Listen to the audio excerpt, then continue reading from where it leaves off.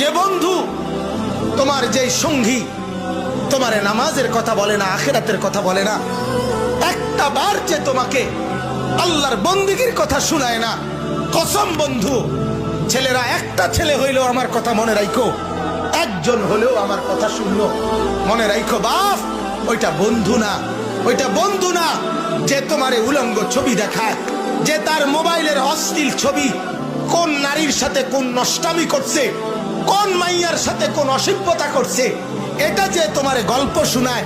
অথবা ছবি দেখায়, এটা বন্ধু না, এটা ইবলিস, এটা শয়তান ছাড়া আর কিছু না।